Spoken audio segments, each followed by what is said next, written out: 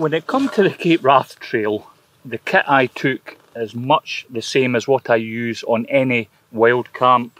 It's basically more or less what I also used when I done the West Highland Way. My rucksack is a Gossamer Gear G240, and it's a rucksack I've used lots of times now. I really like it, but there are a few niggles with it and things I would like to see possibly changed that I would do. And one of them is this side pocket. I love this feature, this large side pocket. It lets me put my tent fly sheet in there, or my tent poles. I just love that. You've got this deep stretch pocket. However, on the other side, you only put a small pocket, this little one. Yeah, I wish they'd made it the same on both sides. And when it comes to the actual back support, they have this foam insert, and you do get a bit of a sweaty back because of it. There's not much in the way of ventilation. But overall, I really enjoy using this rucksack. You have this waterproof zipped pocket, and it's just enough to get a little ditty bag in with my first aid, blister plasters, cleaning kit, stuff like that. I would prefer it to have been maybe 1 or 2 inches deeper, just to get a little bit more stuff in it. On the back of the rucksack, you have this mesh, which is actually starting to get a few holes in it now. But this is where I keep my sit pad, meal pad, for wet weather. I'll use it in the front of the porch of the tent as well. I've used this for years. I also kept my map in the back here. This is a map of the southern section for the Cape Wrath Trail. I've got something at me here. Southern, is that a wasp? Yeah, southern section of the Cape Wrath Trail. This is a Harvey map, so they're waterproof, and I just kept it in the back. Also kept my Knock deck toe water bladder in there. Ideal, it can take 2 litres of water. Ideal for the end of a day when you know you're going to be setting up the tent. I'll just collect some water. Or during long sections where I know I'm going to have a long walk, sometimes I would just carry a litre of water extra just in case. I have a snow stake peg, which is my number 2 trowel. Also my waterproofs, now and again I'll put in there, especially if I want to dry them off. You know, I can put my waterproof trousers or jacket in there.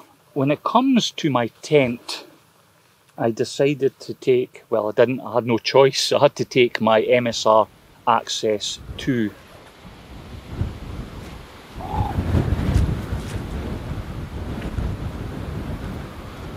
Inside I have the inner tent, and I did have the Notch Li, which I sold. And the reason I sold the Notch was because I wanted a guy to make a tent to my specifications. And it was Jumper Home, a guy in China, and I'd done a review of one of his other tents quite recently. So I'd been in touch with him to make a tent to what I wanted, and he was going to try and do it as soon as he got material.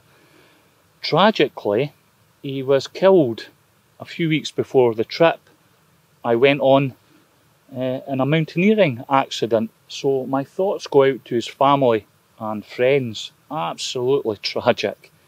And he was one of those people that actually used it in the real world to test it. Big loss, I think, because some of the ideas he had coming up were fantastic. And that's what led me to take the Msr Access 2. But it performed great. It's my winter tent. I like the Access range. So that's what I took. When it comes to water filtration, I have my Catatyne B3 filter bottle. This is a 0.6 litre bottle.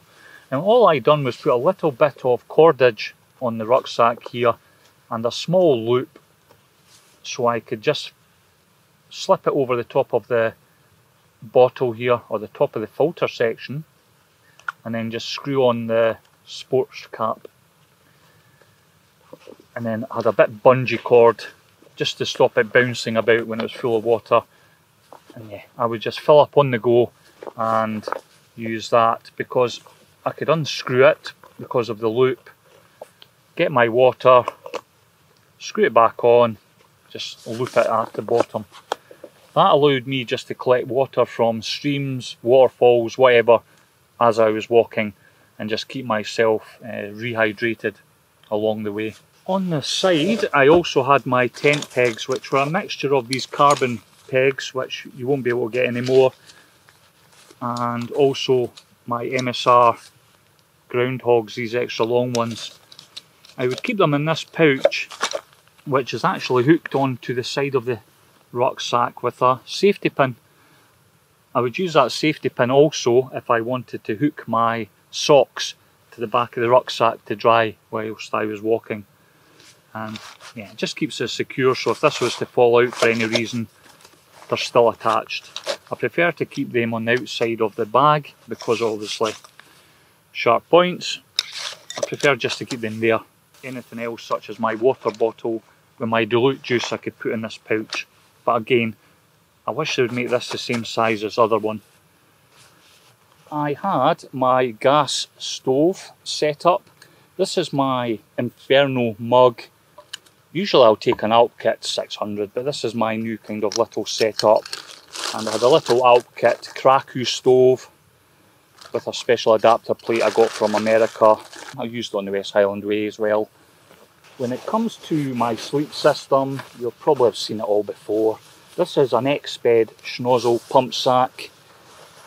I have my Sea to Summit Etherlite XT inflatable mat, but also this foam material, much like my sit pad. And I would use that to put underneath the Etherlite just to stop it sliding on angled ground or uneven ground. Also just as a backup in case the Etherlite was to fail. That way I'd have something to at least insulate me on the ground if I couldn't repair the air mat. And I have my pillow in here as well. And this is actually a Trekology one I got to try out. And what I do like about it is the strap for going around your air mat. And to be honest, it's actually really quite light and comfortable. I've enjoyed using it and trying it out. I do have this Dcf bag from Wild Sky Gear. I've used this mainly for keeping my sleeping bag in. I've actually got my waterproofs in there at the moment, and also my kind of evening wear. Now in the bottom, stuffed in, is just my Sea to Summit Sp3 Sleeping Bag. This is a 3-season sleeping bag. Great stuff. Yeah, I love using it this time of year. Very lightweight, doesn't have to loft up. A really good sleeping bag. And it's Montane Prism gloves I have, just in case I get a bit chilly. I also have Montane Prism booties. I would use these at night or at camp where I was drying off my socks. I would dry off my feet, check for blisters, and then I could put these on and it would just keep my feet nice and warm. I did use these on the campsite a couple of times for walking about. Not ideal if it's wet though, because they're not waterproof. I always take them on a camp, especially in winter. I have this Montane Prism jumper. Great this time of year, just enough insulation to keep me warm. And really that was it. I didn't take a lot of clothing or extra clothing, and I would keep everything I want to keep dry within this bag and also within this cuben fibre sack. I took my mountain equipment, propeller, shake dry jacket, and this is a great jacket. I have not had any issues with all the trips I've done with it. It's a really weird material. It's a new type of Gore-Tex where it's kind of rubberized. This kept me bone dry for the top half. I've used it on the Cape Wrath Trail twice. I also used it on the West Highland Way, and I love this jacket. I would say it's the best waterproof jacket I have ever owned. Downside is trying to get hold of one, but I do know Gore, they make the material, they do a lot of outdoor kind of running gear. You can get trail running jackets in the same material. It's fantastic. I do wish they would make trousers to match it because it's just so good. But the main meals I took, as always, is the Expedition Foods, the 1,000-calorie versions. And these are really good. I really enjoy them, and they're extremely filling. Just what you need after a hard day's hiking. And also got some desserts from Summit to Eat. These are about 500 calories, 450 calories per pouch. Really enjoyed these as well. And again, I used one of these on day 2, just at lunchtime, just for an energy boost. I had the usual coffees, stuff like that, but I also took a lot of sweeties, some small pouches of nuts, small pouches of dried apricots. But I think the one that really got me through was macaroon bars. Something like Kendal mint cake when you're really struggling during the day, give you that little bit of a kick. Those really did help me through the trail. When it comes to the navigation system that I used, I had my paper maps and also a compass, but I decided to try out the OS Outdoors app.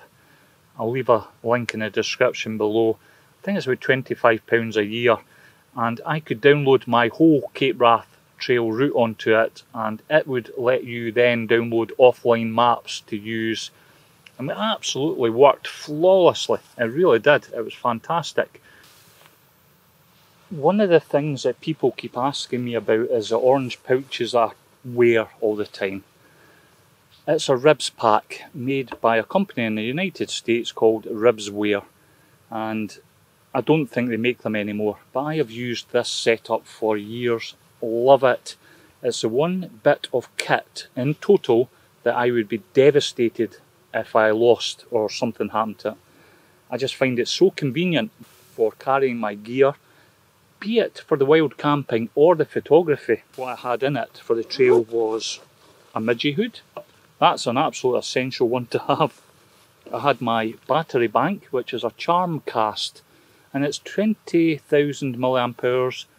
I had to charge up once during the walk, and that's what I take on all my camps and trips. Found it to be fantastic. It also has a quick charge. Yeah, a really nice pack.